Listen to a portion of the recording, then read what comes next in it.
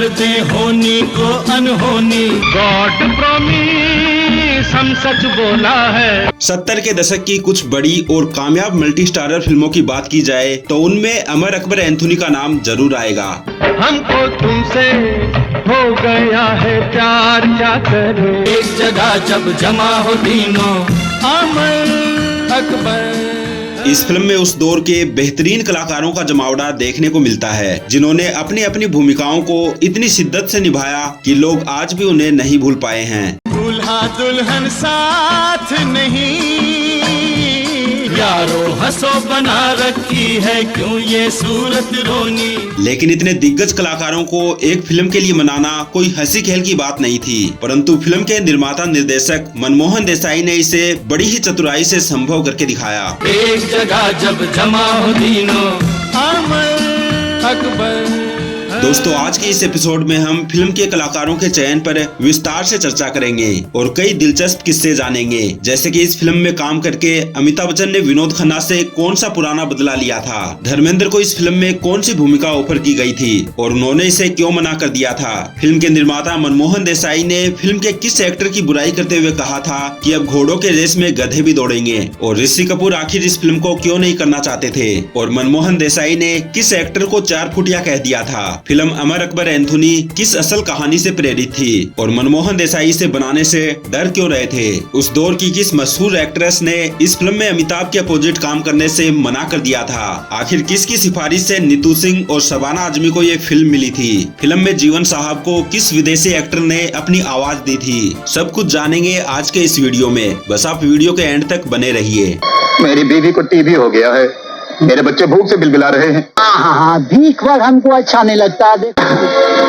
हाँ, तो तुम हमको बोला कि तुम्हारी बीवी बच्चों को हम एक आना भी नहीं भिजवाया, और नहीं तो क्या बूट पॉलिश करने का तुमको 10,000 रुपए मांगता क्या। वास्तव में इस पूरे घटनाक्रम की शुरुआत होती है एक सामान्य सी सुबह से, जब मनमोहन देसाई और उनकी पत्नी जीवन प्रभा देसाई अपने ड्राइंग रूम में बैठकर चाय की चुस्कियां ले रहे थे। इन चुस्कियों के बीच जीवन प्रभा देसाई अखबार भी पढ़ती जा रही थी। अभी चाय आधी भी खत्म नहीं हुई थी कि वो एक खबर पर अटक गई और उसे एक बार नहीं बल्कि 3 दफा पढ़ा। जीवन प्रभा देसाई के चेहरे पर ऐसे भाव थे जैसे उन्होंने दुनिया की सबसे आश्चर्यजनक बात पढ़ ली हो। पास ही बैठे मनमोहन देसाई इस बात को भांप गए और उनसे पूछा कि क्या बात है, ऐसा क्या पढ़ लिया तुमने। जीवन प्रभा ने बिना कुछ बोले अखबार मनमोहन देसाई की तरफ बढ़ा दिया। अखबार पढ़ते ही मनमोहन देसाई ने बड़ी ही गंभीरता पूर्वक अपनी पत्नी से कहा कि आखिर ऐसा कैसे हो सकता है, ये बात तो एकदम नामुमकिन सी लगती है। यहाँ गौर कीजिए कि मनमोहन देसाई जिनकी फिल्मों को देखकर दर्शक कहते थे कि ये नामुमकिन है, पर आज अखबार में छपी एक खबर ने उनके होश उड़ा दिए थे। दरअसल उस अखबार में जैक्सन नाम के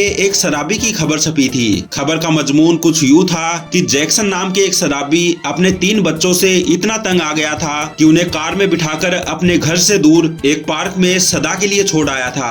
अखबार में ये भी छपा था कि हाल ही में उसकी पत्नी मारिया का देहांत हुआ है। बहरहाल इस खबर ने मनमोहन देसाई के अंदर बैठे फिल्मकार को एक आइडिया दे दिया और उन्होंने अपनी पत्नी जीवन प्रभा के साथ मिलकर इस कहानी के फिल्मी रूपांतरण का खाका तैयार करना शुरू कर दिया। अभी दोनों इसी उधेड़बुन में थे कि वहां प्रयागराज आ पहुंचे। यूं तो प्रयागराज को हमारे दर्शक भली भांति जानते होंगे, पर अगर नहीं जानते तो बता दूं कि ये मनमोहन देसाई के खास सहयोगियों में से एक थे, जो इनकी फिल्मों में बतौर लेखक अपना योगदान देते थे। दरअसल उस दिन प्रयागराज मनमोहन देसाई के यहाँ इसलिए आए थे ताकि वो उनके फार्म हाउस की चाबी लेकर अपने परिवार सहित वहाँ कुछ समय बिता सकें। जब प्रयागराज ने अखबार की खबर सुनी तो वो भी आश्चर्यचकित रह गए। जब मनमोहन देसाई ने उनसे कहा कि इस पर मैं एक फिल्म बनाना चाहता हूँ, तो प्रयागराज फार्म हाउस की चाबी वाली बात को दरकिनार करके मनमोहन देसाई और जीवन प्रभा देसाई के साथ मिलकर कहानी बुनने में जुट गए। इस कवायद में कब रात के 9 बज गए कुछ पता नहीं चला।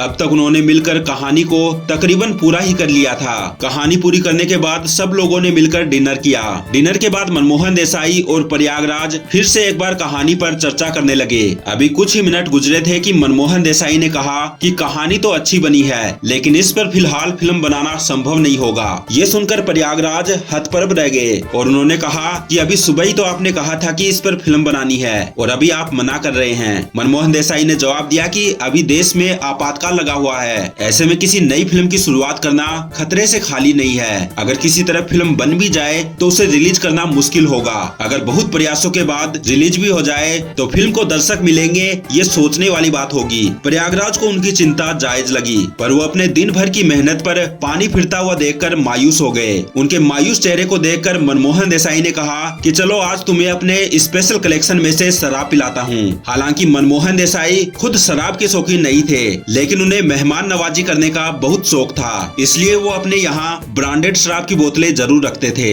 बहरहाल मनमोहन देसाई ने प्रयागराज को शराब की बोतलें सौंप दी और पास ही बैठकर उन्हें देखने लगे। प्रयागराज अकेले पीने से हिचकिचा रहे थे, तो उन्होंने मनमोहन देसाई से कहा कि मैं तभी पीऊंगा जब आप मेरा साथ निभाएंगे। शुरू में मनमोहन देसाई ने पीने से साफ इनकार कर दिया, पर काफी जिद करने के बाद वो एक पैक के लिए राजी हो गए। पर नाना करते हुए प्रयागराज ने उन्हें कई पैक पिला दिए। जब मनमोहन देसाई शराब के नशे में टुन हो गए तो उन्होंने प्रयागराज से कहा कि तुम परेशान ना हो, ये मनमोहन देसाई की जुबान है, चाहे नुकसान हो या फायदा, मैं ये फिल्म जरूर बनाऊंगा। अगले ही सुबह जब मनमोहन देसाई सोकर उठे तो उन्हें पिछली रात की घटना याद आई, जिसमें उन्होंने अपने नाम की दुहाई देकर प्रयागराज को फिल्म बनाने के लिए आश्वस्त किया था। मजबूरन कुछ ही दिनों में मनमोहन देसाई ने फिल्म की स्क्रिप्ट लिखने का जिम्मा प्रयागराज को सौंप दिया, जिसके बाद डायलॉग्स लिखने की जिम्मेदारी कादर खान साहब ने ले ली। सपन सलोने लेके आई है ये रात सलोनी, एक जगह जब जमा हो तीनों। अब बारी आई फिल्म के लिए कलाकारों के चयन की। फिल्म के तीनों नायकों अमर अकबर एंथोनी के लिए मनमोहन देसाई ने धर्मेंद्र, अमिताभ और ऋषि कपूर से संपर्क किया। यही वो समय था जब मनमोहन देसाई अपनी एक और फिल्म चाचा भतीजा की शूटिंग कर रहे थे। इसी शूटिंग के दौरान एक दिन उन्होंने धर्मेंद्र को फिल्म में अमर का रोल ऑफर किया, लेकिन धर्मेंद्र उन दिनों बहुत ही बिजी चल रहे थे, इसलिए उन्होंने मनमोहन देसाई से कहा कि आप थोड़ा रुक जाओ, मैं अपने सेक्रेटरी से पूछकर बताता हूँ कि मेरे पास और फिल्में साइन करने के लिए समय है या नहीं। मनमोहन देसाई को ये बात चुभ गई कि धर्मेंद्र, जिन्हें वो अपना समझ रहे थे, उन्होंने परायों जैसी बात कर दी। इस बात से नाराज मनमोहन देसाई ने विनोद खन्ना को ये रोल ऑफर कर दिया, जिसके लिए वो तुरंत ही तैयार हो गए। चांद चकोरी जो दुनिया में राम। आपको बता दें कि इस समय मनमोहन देसाई धर्मेंद्र के साथ 2 फिल्मों चाचा भतीजा और धर्मवीर की शूटिंग कर रहे थे, इसलिए उस समय तो वो मन महसूस कर रह गए, लेकिन उन्होंने ठान लिया कि भविष्य में कभी भी धर्मेंद्र के साथ काम नहीं करेंगे, और उन्होंने ऐसा किया भी। फिल्म नसीब के गीत जोन जानी जनार्दन में धर्मेंद्र के केमियो को छोड़ दिया जाए तो दोनों ने फिर कभी भी एक साथ काम नहीं किया।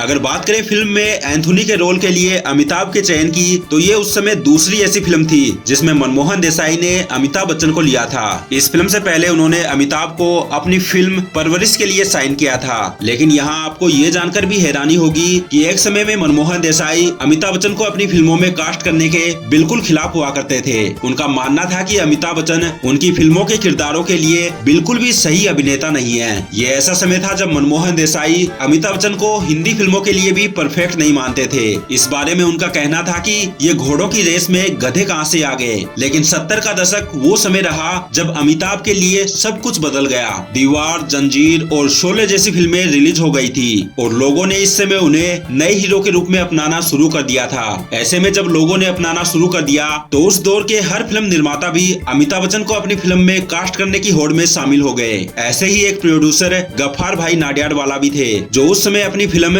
परवरिश पर काम कर रहे थे और इस फिल्म को मनमोहन देसाई निर्देशित करने वाले थे। अमिताभ बच्चन की शोहरत को देखते हुए गफ्फार भाई उनको अपनी फिल्म में शामिल करना चाहते थे और इसलिए वो अमिताभ को लेकर मनमोहन देसाई के पास पहुंचे।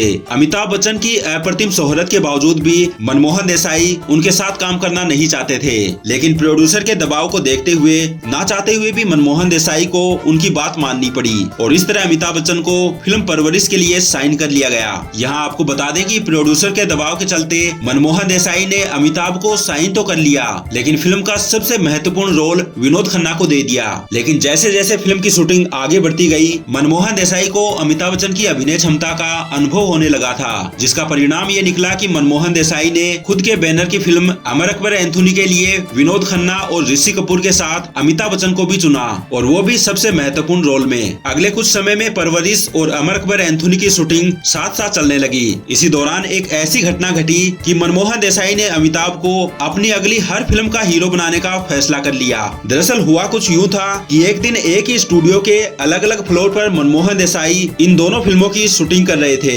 एक पर अमर अकबर एंथोनी में दिखाए गए अमिताभ का आईना वाला दृश्य शूट होना था, और दूसरे पर फिल्म परवरिश का क्लाइमेक्स शूट किया जाना था। ऐसे में मनमोहन देसाई ने अमिताभ बच्चन को कहा कि आप आने वाले दृश्य का रिहर्सल करो, मैं परवरिश की सेट का जायजा लेकर आता हूँ। इस सीन की शूटिंग के बाद उसका क्लाइमेक्स शूट करेंगे। ऐसे में जब मनमोहन देसाई परवरिश के सेट से वापस लौटे तो उन्हें ये जानकर आश्चर्य का ठिकाना न रहा कि अमिताभ फिल्म के एक असिस्टेंट डायरेक्टर के साथ मिलकर आने वाले दृश्य की शूटिंग पूरी कर चुके थे। जब मनमोहन देसाई ने उस दृश्य को देखा तो खुशी से उछल पड़े। उस दृश्य में सचमुच अमिताभ बच्चन ने कमाल का अभिनय किया था। ये देखकर मनमोहन देसाई बेहद ही भावुक हो उठे और सारी जिंदगी अमिताभ का साथ ना छोड़ने की कसम खा डाली।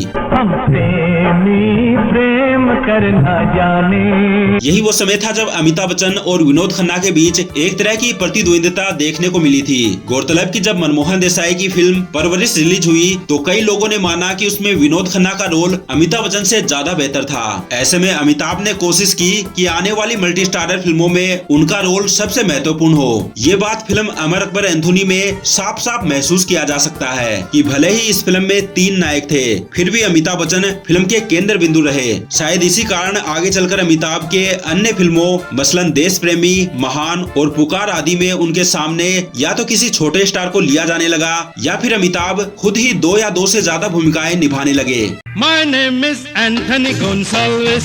अगर बात करें फिल्म में ऋषि कपूर के चयन की तो इसके पीछे भी एक बेहद ही रोचक कहानी है। ऋषि कपूर अपनी आत्मकथा खुल्लम खुल्ला में बताते हैं कि फिल्म लैला मजनू की जब राजस्थान में शूटिंग चल रही थी तब एक दिन फिल्मकार मनमोहन देसाई ने उन्हें फोन किया और film Amar Akbar Anthony offer की। उस दिन फोन लाइन में खराबी के कारण ऋषि कपूर उनकी बात ठीक से नहीं समझ पाए। उन्हें लगा कि मनमोहन देसाई बादशाह अकबर की भूमिका उन्हें ऑफर कर रहे हैं, इसलिए उन्होंने फोन पर ही इस ऑफर को साफ मना कर दिया। हालांकि फोन लाइन में खराबी के कारण मनमोहन देसाई भी ऋषि कपूर की बात अच्छी तरह से नहीं सुन पाए कि उन्होंने फिल्म को मना कर दिया है। खैर, लैला मजनू की शूटिंग के बाद ऋषि कपूर जब मुंबई वापस आए तो सारी बातें साफ हो गई कि इस किरदार का केवल नाम ही अकबर है। इसलिए ऋषि कपूर ने हंसते हुए मनमोहन देसाई को बताया कि वो इस फिल्म को इसलिए मना कर रहे थे क्योंकि उन्हें लगा कि ये बादशाह अकबर की भूमिका है और वो इस भूमिका के लिए काफी युवा हैं। साथ ही वो ऐसी भूमिका को तो भूलकर भी नहीं करना चाहेंगे जिसे उनके दादाजी ने अमर कर दिया हो। बता दें कि इससे पहले साल 1960 की फिल्म मुगले आजम में पृथ्वीराज कपूर ने बादशाह अकबर की भूमिका निभाई थी।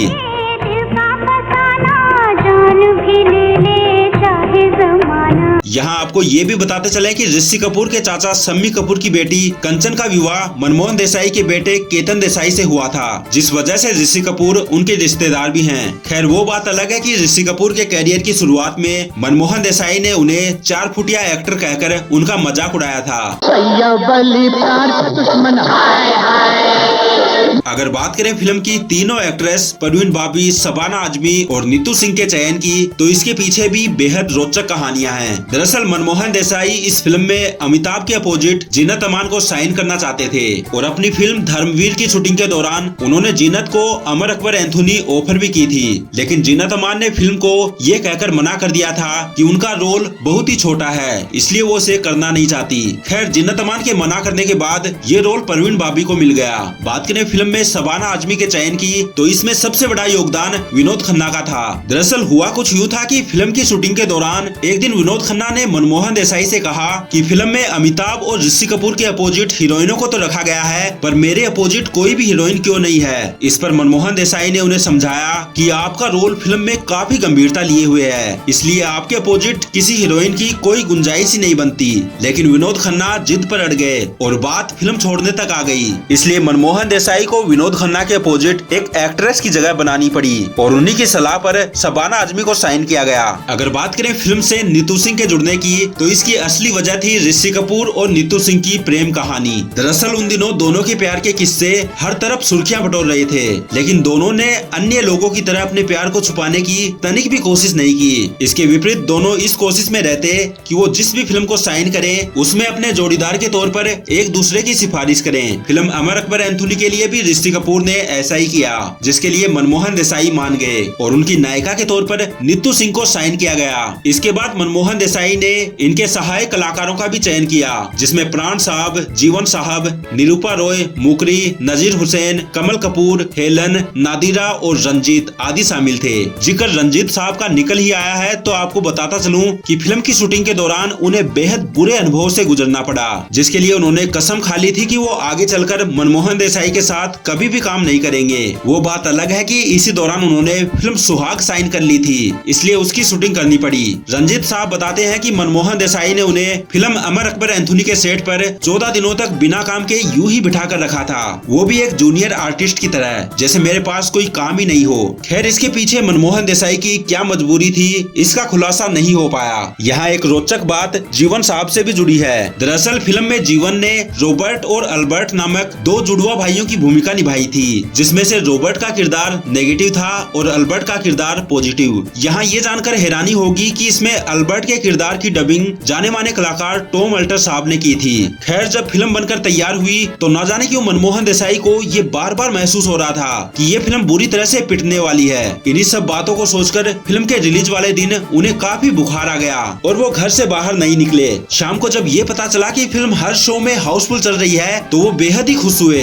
इसी खुशी में उनकी तबीयत भी ठीक हो गई और उनका बुखार भी उतर गया। गौरतलब है कि आज के समय में भले ही इस फिल्म को भारत के सबसे बेहतरीन मसाला फिल्मों में गिना जाता है, पर रिलीज के समय इसे समीक्षकों की काफी आलोचना सहनी पड़ी थी। फिल्म वर्ल्ड पत्रिका ने कहा था कि ये फिल्म इससे जुड़े सभी कलाकारों की तौहीन है, क्योंकि इसमें जरा भी ताजगी नहीं है। टाइम्स ऑफ इंडिया में इस फिल्म को लेकर लिखा गया कि फिल्म को बचाने के लिए ठीक ऐसे ही चमत्कार की जरूरत है जैसा कि फिल्म में साईं बाबा करते दिखते हैं। फिल्म फेयर पत्रिका ने इसे 5 में से 1 स्टार दिया और इसकी कहानी को मूर्खतापूर्ण भी बताया। लेकिन मजे की बात यह है कि इसी पत्रिका द्वारा आयोजित फिल्म फेयर पुरस्कारों में इसे सर्वश्रेष्ठ फिल्म समेत 7 नामांकन दिए गए। वैसे आपकी जानकारी के लिए बता दें कि फिल्म अमर अकबर एंथोनी मनमोहन देसाई की आखिरी ऐसी फिल्म रही जिसे सर्वश्रेष्ठ फिल्म का नामांकन मिला। साथ ही यही वो उनकी आखिरी फिल्म भी रही जिसने कोई फिल्म फेयर पुरस्कार जीता हो। फिल्म अमर अकबर एंथोनी साल 1977 में सर्वाधिक कमाई करने वाली फिल्मों में पहले नंबर पर रही। इसका कुल बजट था लगभग 1 करोड़ रुपए और इसने बॉक्स ऑफिस पर 7 करोड़ 25 लाख रुपए कमाए। इस लिहाज से फिल्म को ब्लॉकबस्टर घोषित किया गया।